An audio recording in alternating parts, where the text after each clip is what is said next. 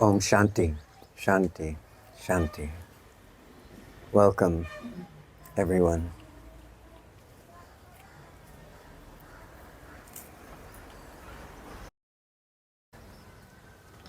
Please notice that awareness is here. It is that felt recognition that you have that says, I exist. I know this.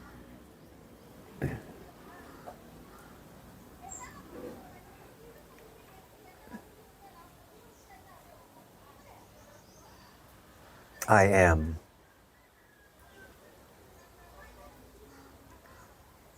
This presence can be felt in the waking state.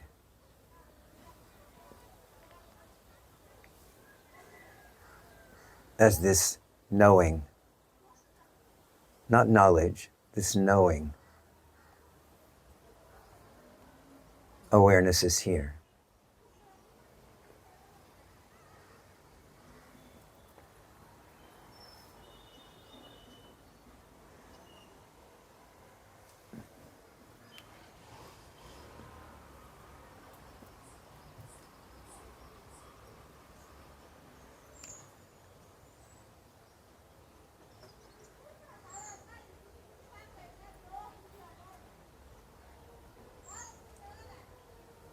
This simple knowing, I am, or I am aware, is not a doing. You don't need to assume some position of me-ness or the assumption that you are the body in order to know I am aware. Closer than your breath, it's said.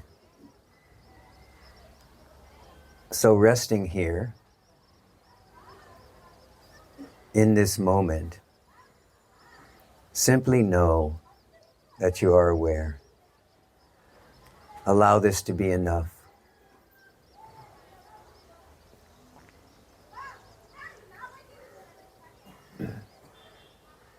The reason that I point toward this I am aware moment is because Bhagavan Sri Ramana Maharshi encouraged us to live without volition and to live without effort. And he said,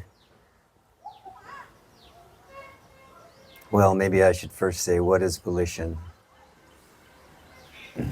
He said, volition is to live free of the I. To live without volition is to live free of the I. Without the assumption that I am the body, that I am the doer. Is this possible?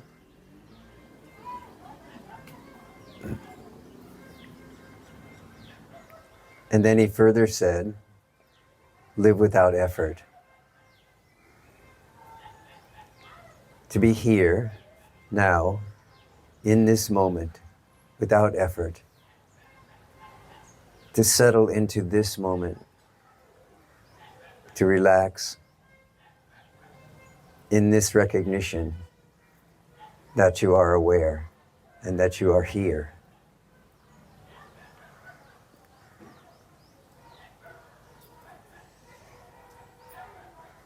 I'm often asked, but if I live without volition and I live without effort, will I not do nothing? Will I not accomplish anything? Will I not act in the world?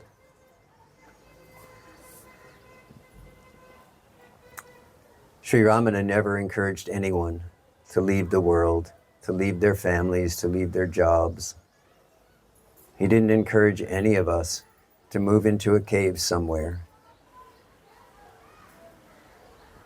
and give up living. That wasn't his intention, and he was very clear about it.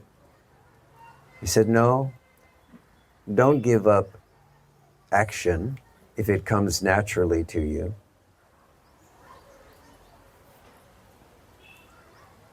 Give up the doer of the action. This is what it means to live without volition. To live without, you can say, even without intention. Without the need to accomplish anything, to become someone. To be a doer.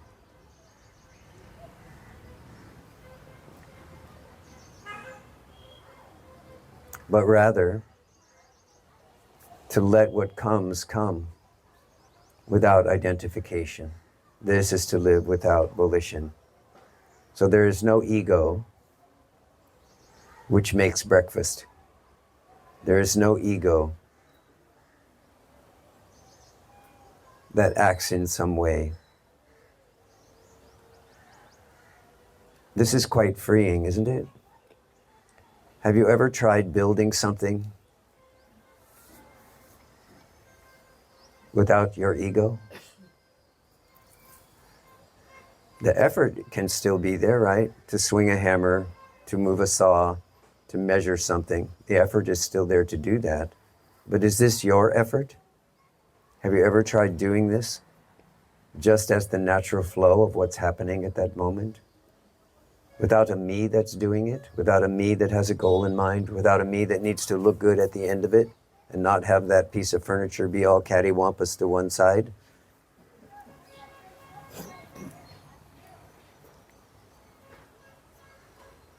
Or you're working on your computer.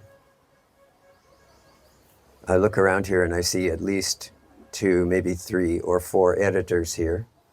So I know that you spend a lot of time on your computers. Have you ever spent your time working on your work, editing, without there being a doer there? This is quite freeing, isn't it? There is still a mind which has the capacity to work, which has the capacity to know the difference between this word and that word, this punctuation point and that punctuation point, but doesn't have an ego involvement in it, doesn't feel a sense of the doer, simply is watching the flow of activity. This is to work without volition and without effort. Some of you, of course, won't be able to do that kind of work. It never seems that anything comes to you to do. Maybe the only thing you do all day is get up, go for a walk, have a bite of food, take a nap. And if you go out and you look, oh, what can I do? What can I do? What can I do? Where can I go? Who can I see? What can I experience today? You find by the end of the day you are exhausted from the struggle to find something to do. Some of you know this very well, huh? But this is not exhaustion from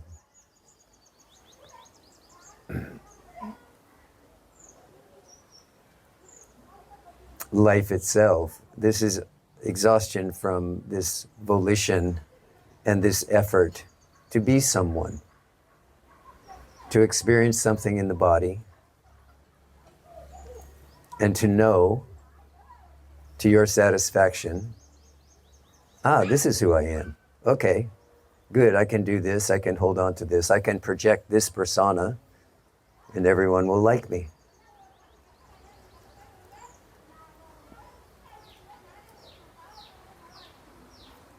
But Bhagavan said, to live without volition and to live without effort is a very quick path, you can say, to the dissolution of the I.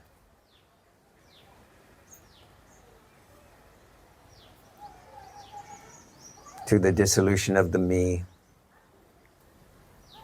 And we do this by noticing every time this doer comes to the fore and we take possession of whatever is happening in that moment. Rather than allowing the moment to simply be as it is, and for the body to act or not act according to its own prarabdha karma. So much of what we do throughout every day, every week, every month, every year, we think is something that I am doing, and we have no acknowledgement or realization that what's actually happening is the body is just living out the prarabdha karma of this life. This prarabdha karma is what brought us here, right? Which contributed to this body-mind coming into manifestation at this time. This is related to our previous karmas and so on. If you're interested in that, you can look it up. Bhagavan said, the activity of the body is only prarabdha karma, unless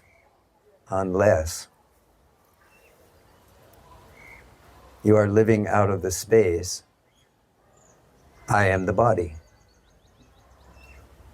If you are living in the space that this body is who I am, then everything the body does becomes yours, and you succeed and fail, are happy and suffer accordingly. And then this continues to support the idea, I am the body, I am the doer, I am the separate being. And he said the way out of this, simple and direct, not often easy, is to understand that you can live without volition, without intention, and without effort, allowing what is here to be here, allowing it to go when it wants to go, acting in a way that is natural, free, and easy, because there is no identification. There is no me-ness. There is no ego involved in the action or the non-action. Whatever is here simply is. If you are not the body, if you are not the past, if you are not the future, if you're not even constructing an identity in the present moment, then life is just flowing by like a river.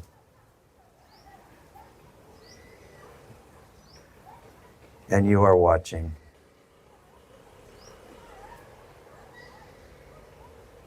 And there is peace and calm.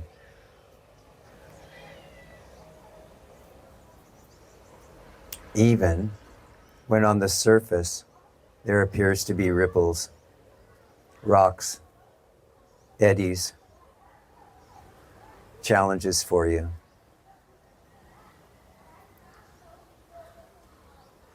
It still becomes possible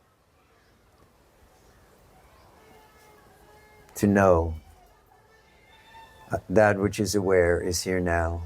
And in this knowing, through all different kinds of circumstances, arisings, coming and goings, what happens is the dissolution of this me story happens quite naturally.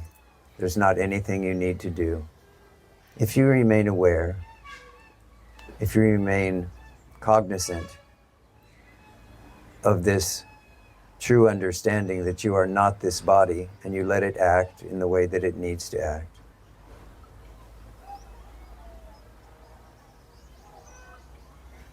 you allow what comes to come, what goes to go. Then the doer begins to dissolve. Life still goes on, but now it goes on in the way that supports your sadhana. Everything, everything, every activity, every non-activity becomes a moment of being. The doer is dissolved, and being dances according to its own wisdom.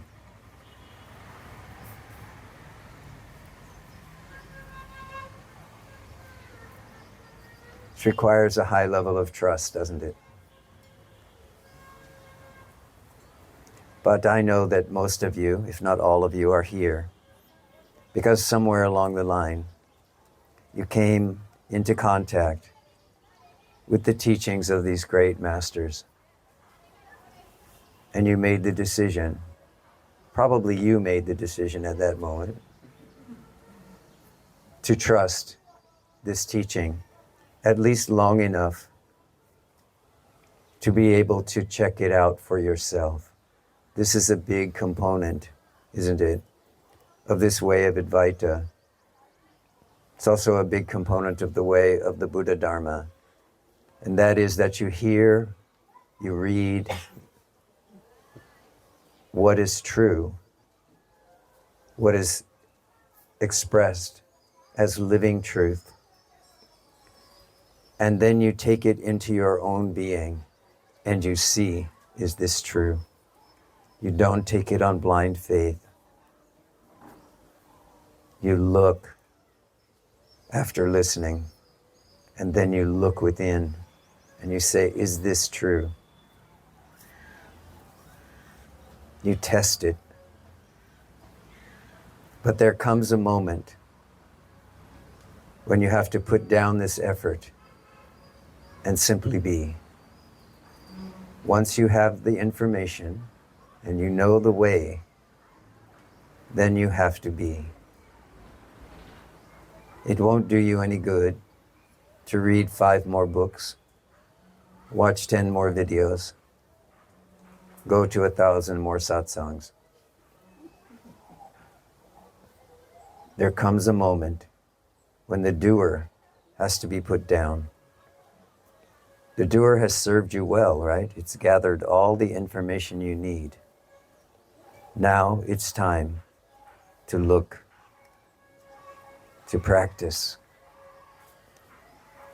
to know yourself as being, consciousness, and bliss. Begin by putting down the doer. Let go of volition. Come into this moment, empty, aware, and rest.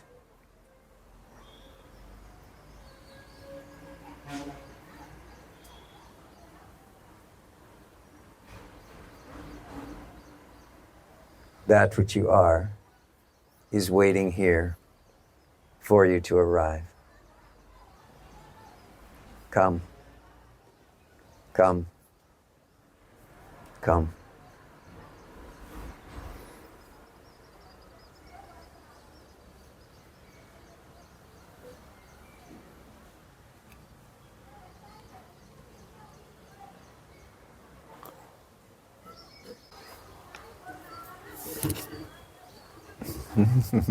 Is it possible to sit? Is it possible to sit in front of you? Come, yes. Would you like a stool? Or you want? Yes. There used to be. Oh, here it is. Well. Bring this one out. I let being dance in its own wisdom.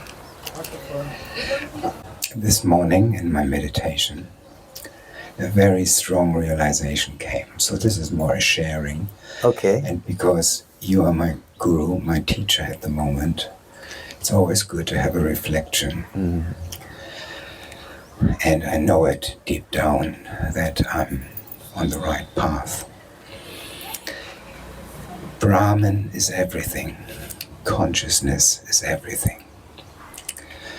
So consciousness really creates the longing for the jiva to come home. Even though, of course, consciousness doesn't have the longing. So the next vision Pujan had was, it is like a moth to see the light. Yes. Comes and goes. Yes. When the moth comes closer, it is a little bit more attracted to the light. Yes. Then it moves away and it comes closer and closer. The light in itself doesn't do anything. No. But it attracts the moth till the moth is right in front of the flame. Mm-hmm. As I am. Looking into your eyes, behind your eyes, there is this flame of all the teachers I had. All the knowledge. This is the flame that draws me, and there's a trembling before death, before disappearing. There's a trembling of the river to disappear.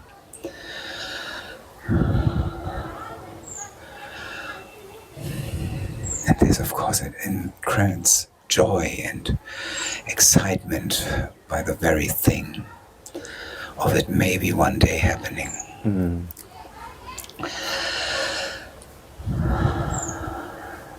And it's all over this.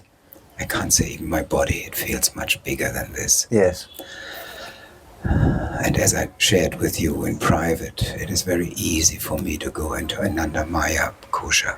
Yes. This seems to be bigger than this. So really I'm just sitting here looking at you and just thank you. Thank you. Yes. You're welcome. Please, just stay. Just stay. Just stay. Just for a moment.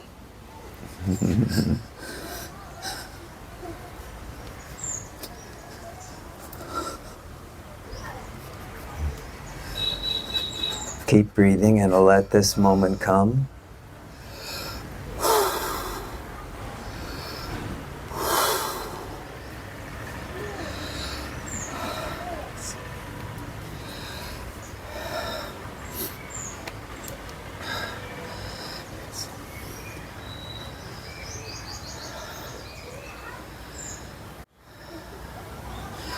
I don't have to do anything anymore.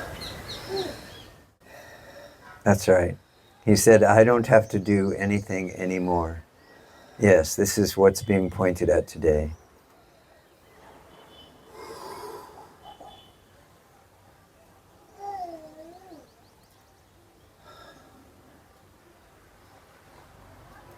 There is this moment of recognition, which I call here now-ness. Yes? You recognize this moment? Here? Now? With nowhere to go? And nothing to do? You know it that I Yes.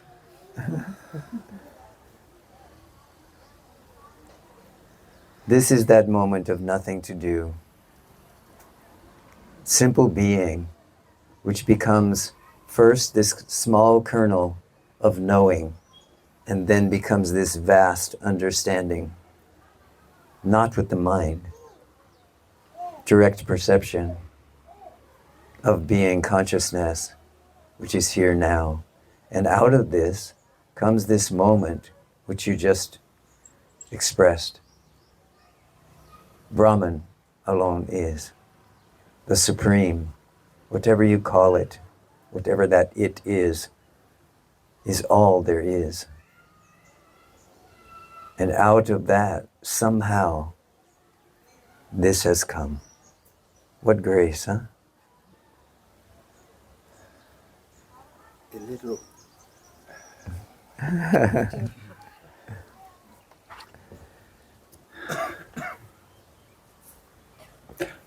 Of course, I know presence that is happening now. In that presence, there is no me or No. I. Yes. Forget about presence at this moment. But there is still this. Yes. He said, there is still this, even after presence is gone. Yes. Yes, there is still this. This is the end of the ability to use words, isn't it? Yes. Now, I point you only to Bhagavan's final instruction. Remain as you are.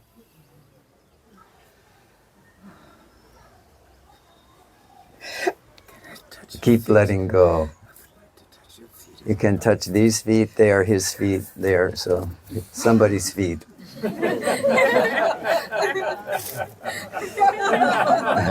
Thank you.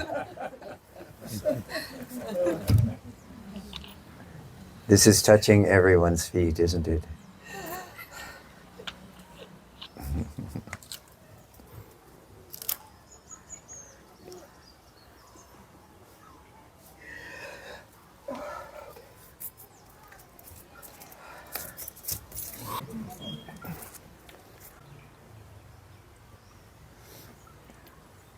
So this moment of recognition, which we have just seen, comes with this feeling, comes with this experience of expansion, a certain amount of drama. This comes in this moment of recognition. And now,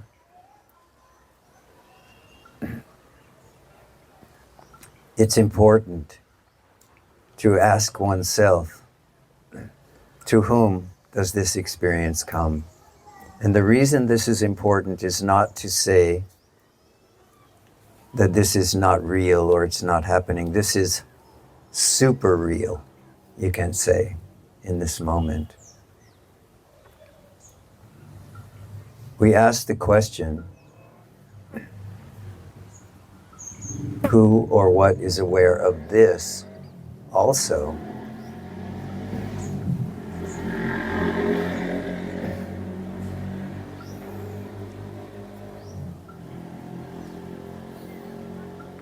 In order to prevent, in a way, or to undermine the tendency in ego or in the me position to somehow want to take ownership of this and then find a way to make this experience permanent. This experience is within itself. It has no beginning and it has no end. There's nothing that can be grasped. There's nothing that can be claimed.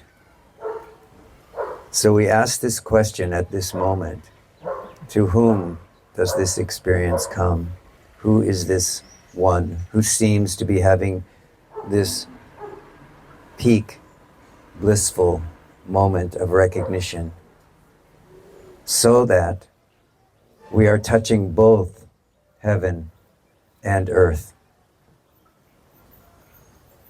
so that there is a recognition that all of this is the Supreme Brahman. All of this is the nature of being.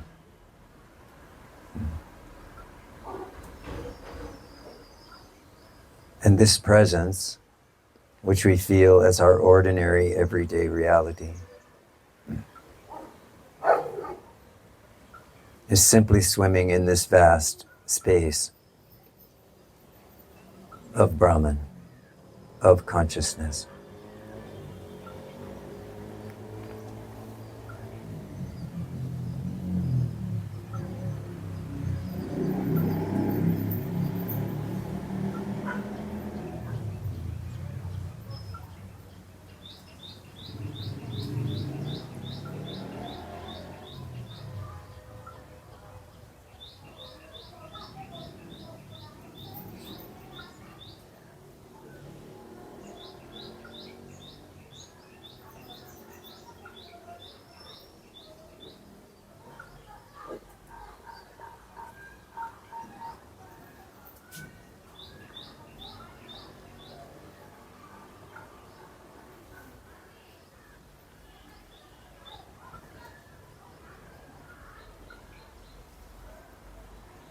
as we remain,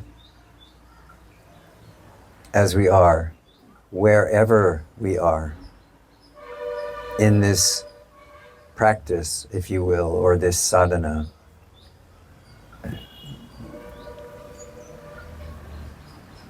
keep coming back if you get lost, distracted,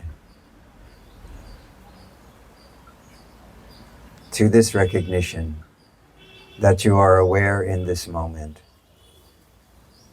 And then you can ask the question, who is aware? Who am I?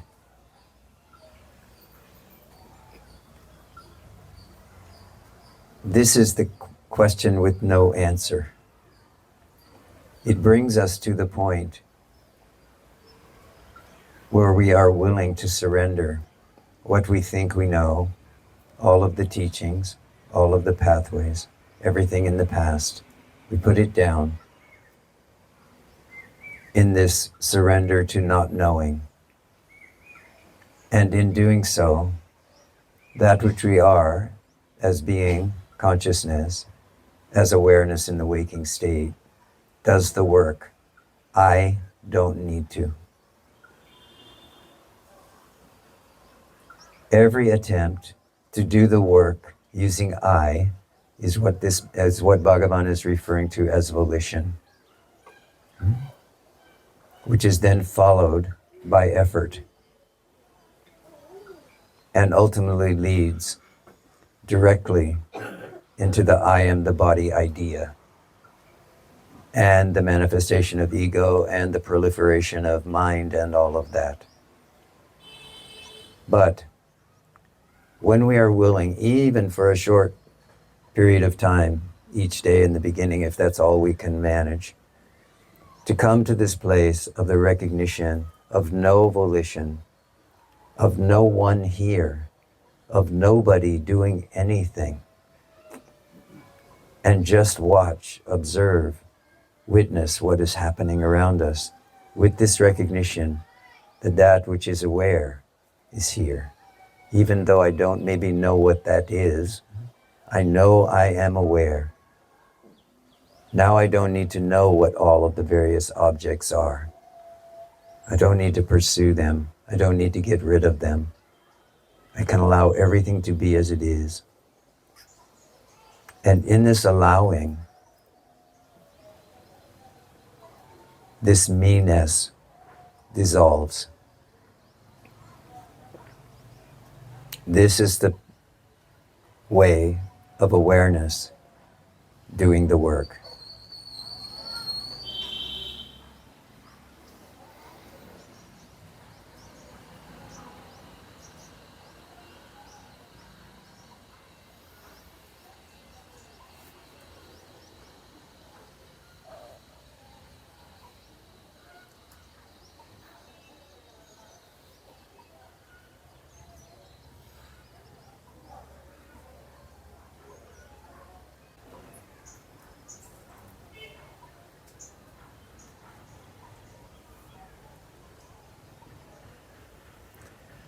So because I talked about this morning at length about there being no volition and no effort, I want to tell this story. This story is from the Sufi tradition. There was an imam, a holy man, moving his community across the desert. And in this community, there was a camel driver, someone who tended the camels, watered them, fed them, looked after them.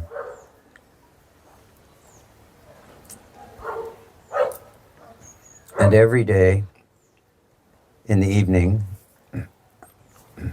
the imam would give a talk, and largely the talk would be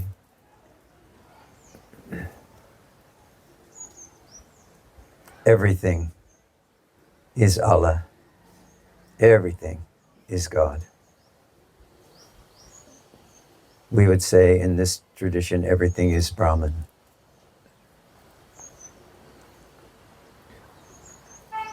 And he talked about this same kind of situation of letting go, of making no effort, of being, allowing the presence of the Supreme, of the Divine, to enter into this presence which you are, which everyone is. One night, after everyone went to sleep,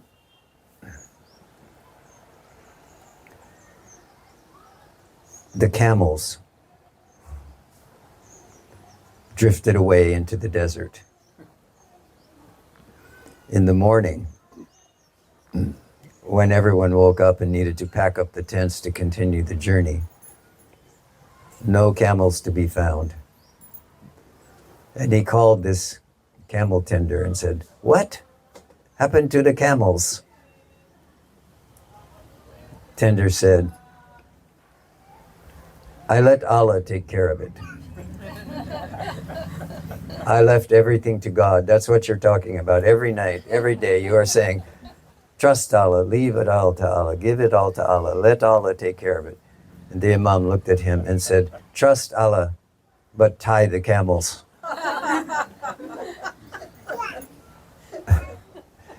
This points out to us this truth about no volition and no effort.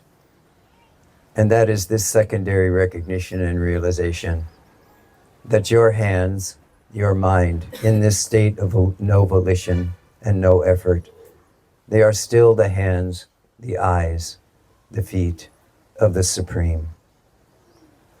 And when there is no ego present, you may still be asked to tie the camels. So this is not a reason, if you will, to deny your responsibilities, to say, I have no volition, I have no will of my own, only the will of God, to do nothing. If it is your task to do something, whatever that means for you, whatever your form of tying the camels is, then do that. But I remind you that the teaching is about do it without identification. Do your duty, take care of your responsibilities, live the life that's being offered to you in this moment. Don't go seeking for a life. Life is already here. It doesn't need you to seek it. It needs you to find it as it is in this moment. So I encourage you to act without volition, to act without effort, but to act when the time comes. This is this conjunction of heaven and earth to do what's needed at the appropriate moment. Bhagavan said, wisdom has its own way. It knows when something needs to be done, but it may not necessarily say to you, you go do this. You may just find yourself moved to act in a certain way at a certain time. Do so without self-doubt. Do so knowing that you are surrendered in this moment to life itself.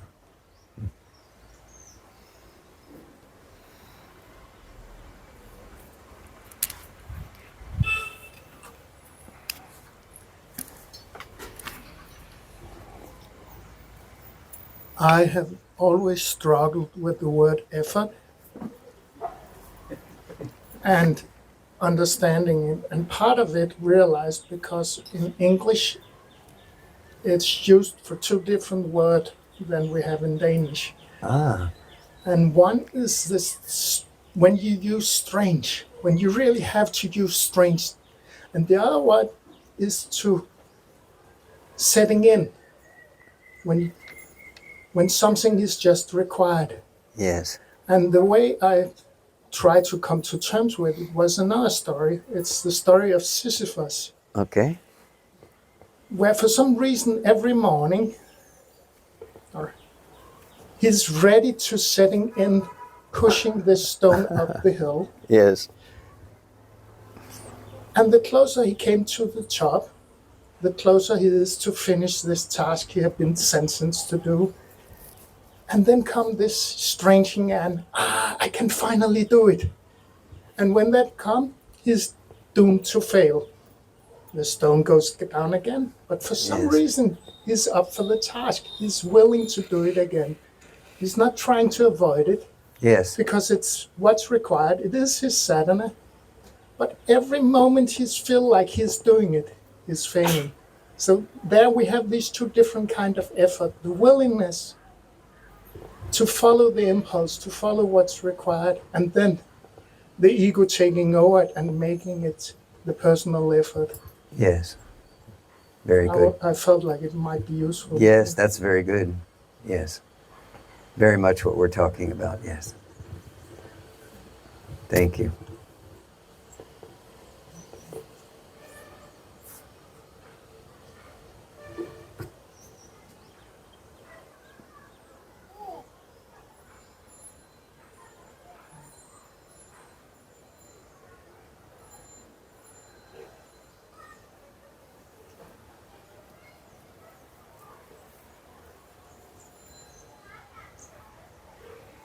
If only he had asked himself, who is pushing this rock, huh? So if you are pushing a rock, be sure that at the same time you are inquiring, whose activity is this?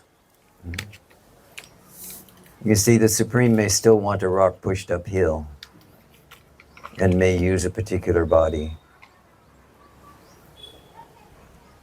The difficulty always comes when that body claims it as its own, the activity of the Supreme. And of course, many of us, if not all of us,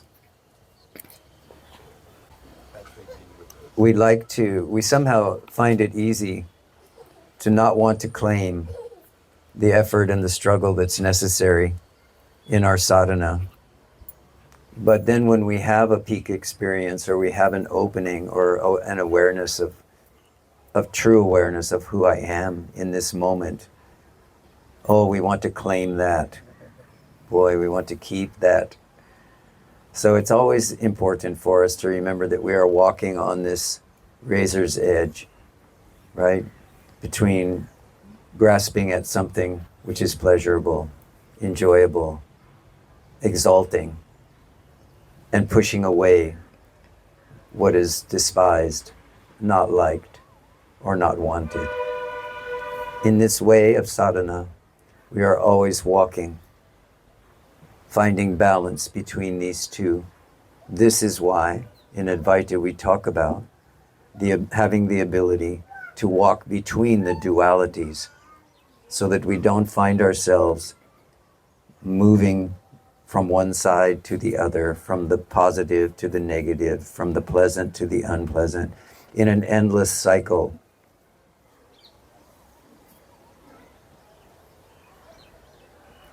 This is why Advaita talks about the necessity of simply allowing what is to be, and curbing, if you will, or withdrawing from the tendency to react in one way or another, either by grasping at experiences, sensations, past, present, and future, or pushing them away.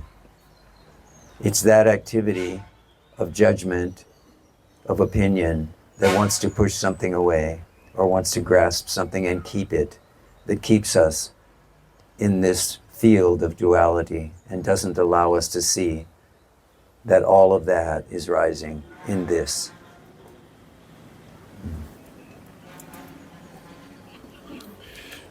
So sitting here and getting clearer that me and the body is not the same includes that there's a me without body, without senses and possibilities of moving, doing things. So this is somehow threatening. So what to do? So continue this. Yes. So what he said is that sitting here, there is this recognition of me-ness, and that to drop that and you say it again if I don't get it quite right, actually appears as a threat, or as a fear, let's say.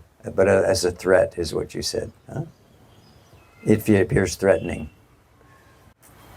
Yes, it appears like this, as threatening. Yes. This injunction or this command to drop the... To continue the path, knowing this me without body. This is interesting, isn't it? So don't you... Threatening. Yeah, for you threatening, for me interesting. So, isn't this something that you do every day? Gladly and willingly? Night, but that's not threatening then. Why is it not threatening at night? You are simply allowing everything that you know to be real, to dissolve. No, I'm asking you to look at that. Okay. Yeah, to look directly at that. Because actually we have this experience of dissolution every single day. And in fact, we enjoy it. We embrace it. We can't wait if we're not, struggling with something. Maybe at night I'm not aware of this. When you go to sleep at night, what do you do? Is there anything that you do at all? I relax. I relax. Relax? Yeah. So you go to the bed, you relax. What happens? I wake up.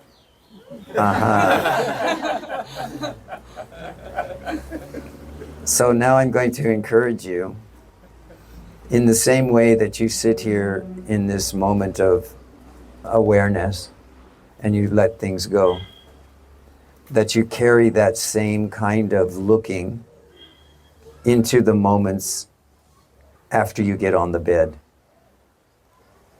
What we tend to do in the moment of going to sleep on the bed is we tend to let the mind go blank, and we don't pay attention to what happens. And this is why we simply wake up. We are there one moment and we are there the next moment, but we don't know what's happening in between. We have no idea what's happened. So this is a simple practice that you can do, which is to get on the bed, take a couple of breaths to be in awareness itself, to notice that you are aware, and then to watch the process of dissolution into deep sleep. Nothing will change. You will still just fall into deep sleep and then you will wake up again. But you will begin to see what it's like to allow yourself happily every day to dissolve completely into the unknown, into the awareness winking out, you can say, or dissolving at a certain moment, and there's no fear. Then you can become familiar with this process of dissolution of the waking state. And in this moment, you come to understand something about what will happen when you die, and you'll understand something about what happens at the moment of supreme awakening, when one simply, the whole I-ness of being dissolves, the space opens up, and there's just the radiant heart of being, just the brilliance of one's own consciousness, you can say, where there is no identification with the body. There may not be a body sense, there may not be any feeling, there may not be any awareness of breath, and yet, as Bhagavan pointed out, and as sages have talked about, I am. This I am remains the shining light. It's not a thought in the mind. There's just a shining recognition, I am. But everything else is gone. So if you take up this kind of simple practice, you can help work through this fear, if you will, or this threatening. Understand that this is happening because there is an ego mind that does not want to be dissolved. And it simply goes into abeyance when you go to sleep, because that's just the habit pattern. And this is the way of it. It just goes, it allows you to go to sleep, allows you to rest because the body needs it. But it's there, waiting for when you awaken again. So then it's right back into control again, back into the supreme position, if you will, of I am the body, I am the mind, I am these experiences, back in control. But what meditation does, or beingness does, if your meditation is simply that aspect of being which I'm talking about, then what happens is you are slowly but deliberately and consciously moving away from this ego that feels threatened. You are in effect saying, yes, you are going to die, but it's okay. Don't lose sight of the fact that this ego is replaced by the vast space of awareness. It's not a dissolution into nothingness. It doesn't mean the death of the body when realization occurs. It means the death of the identity in the body, not of the body itself, not of the mind itself. The death of the identified mind, yes. The ego mind, yes. The mind itself, no. You can still do your work, do your shopping, love who you love. This will still go on. But now, free of identification, free from this threat of dissolution.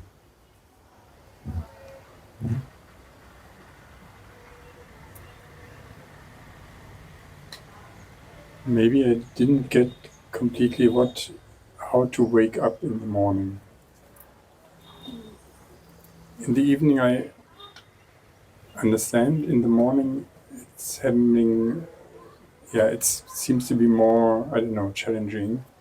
In what way? Can you describe the challenge?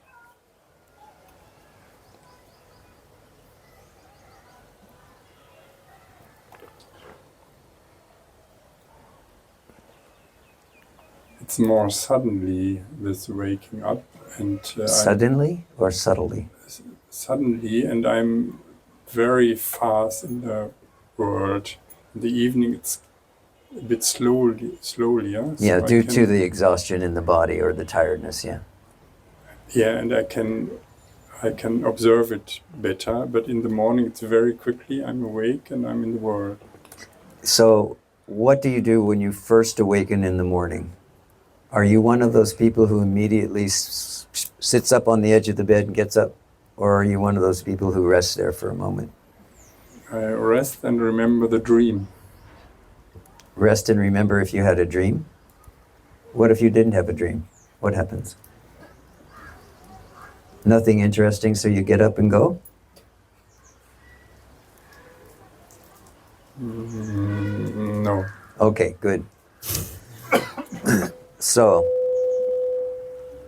yeah, point it away from that. Don't point it at that speaker. Yeah. So Bhagavan's recommendation is simply at the first moment at which you realize, I am back, maybe you can say it that way. I am here in the body.